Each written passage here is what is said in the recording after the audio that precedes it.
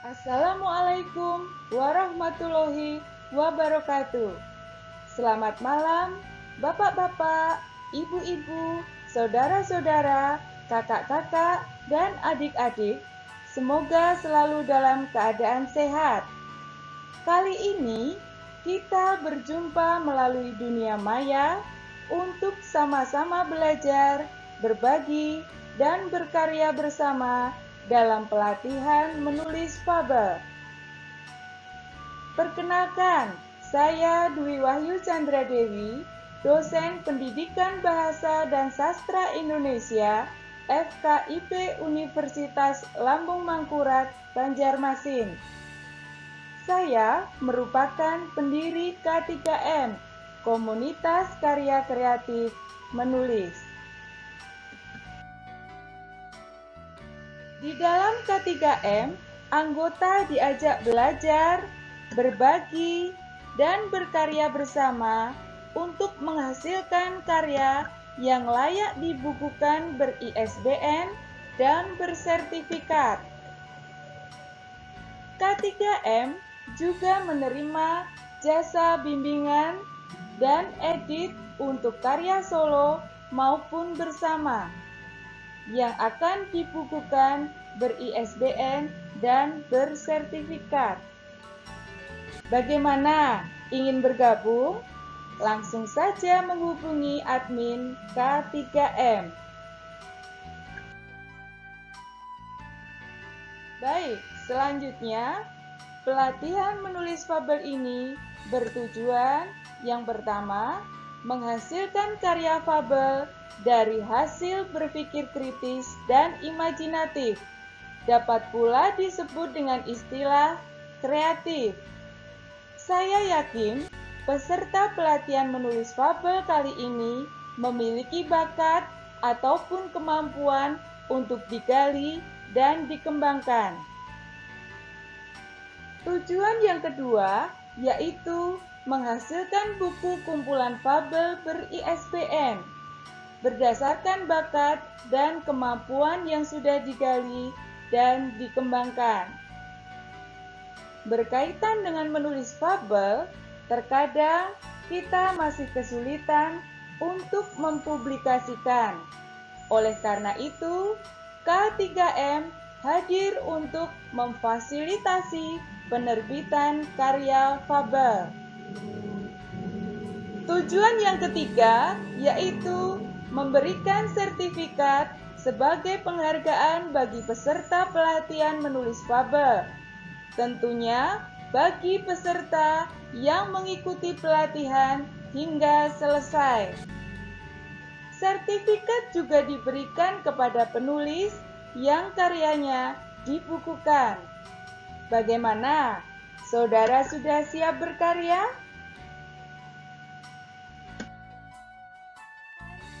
Dua kutipan cerita berikut ini. Apakah cerita A merupakan fabel atau cerita B yang merupakan fabel? Ya, benar. Cerita B merupakan fabel. Mau tahu alasannya? Fabel berasal dari bahasa Latin fabula. Dalam bahasa Inggris disebut fable. Fabel merupakan cerita tentang kehidupan binatang yang berperilaku menyerupai manusia. Dapat pula disampaikan bahwa fabel merupakan cerita kehidupan hewan yang tokoh-tokohnya memiliki sifat dan sikap seperti manusia. Cerita fabel sering disebut sebagai cerita moral karena fabel merupakan sarana menanamkan nilai-nilai moral pada anak. Dapat pula disebut cerita hewan berkarakter manusia. Karakter yang bagaimana itu? Yaitu karakter baik dan tidak baik. Contoh untuk karakter baik diantaranya jujur, pintar, sopan, senang bersahabat, serta senang melakukan perbuatan terpuji. Contoh untuk karakter tidak baik diantaranya culas, sombong, berbohong, suka menipu, suka mencela, dan ingin menang sendiri.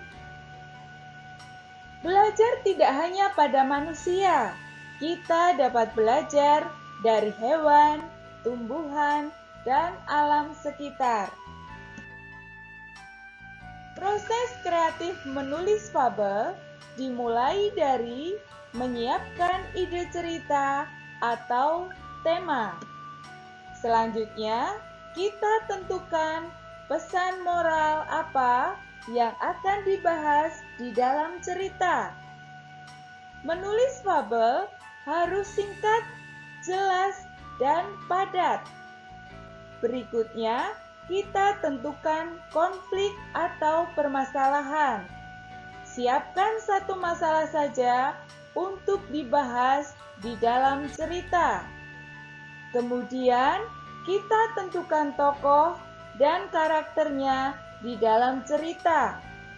Setelah itu, kita perlu menentukan latar dan alur cerita serta menyiapkan simpulan dari cerita. Kesemuanya itu kemudian kita masukkan dalam kerangka karangan.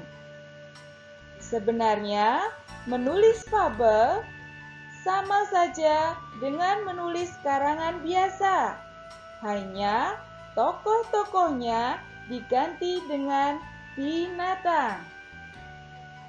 Setelah kerangka karangan jadi, maka dapat dikembangkan dan diedit kembali untuk menjadi karya yang utuh sebagai fabel.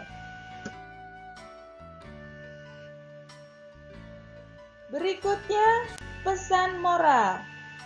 Beberapa contoh pesan moral yaitu patuh, suka menolong, jujur, rukun, rajin, peduli nasib orang lain, suka mendoakan orang lain, dan sebagainya.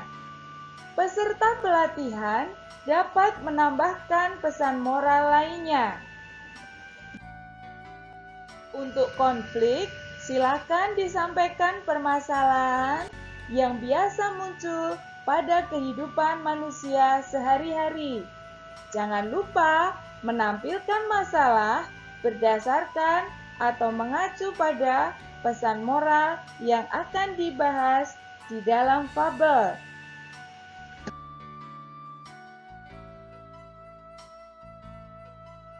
Tokoh dalam cerita meliputi tokoh protagonis, antagonis, dan tritagonis.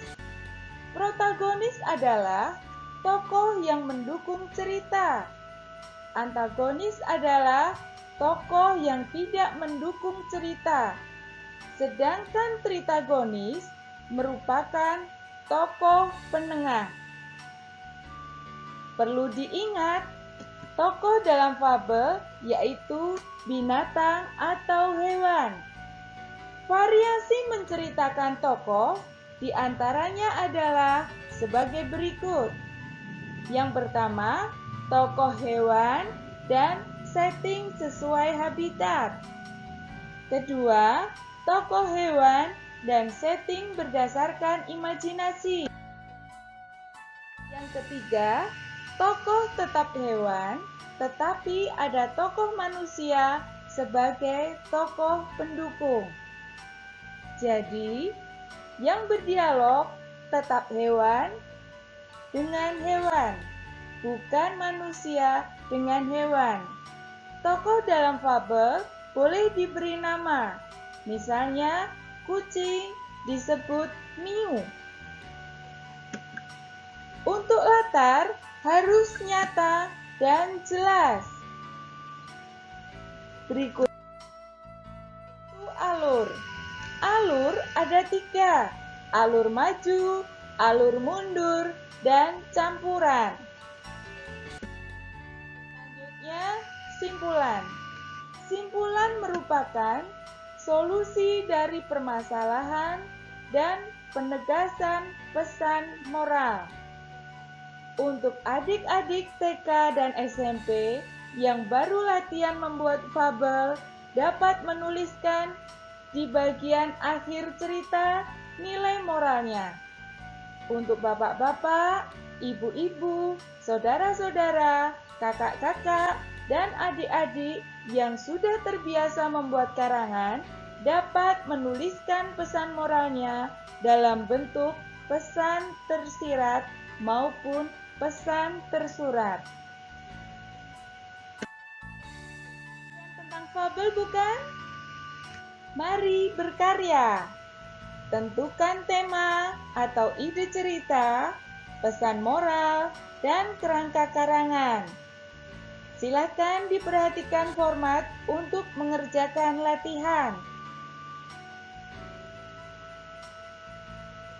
Terima kasih atas perhatian dan kerjasamanya. Selamat berkarya!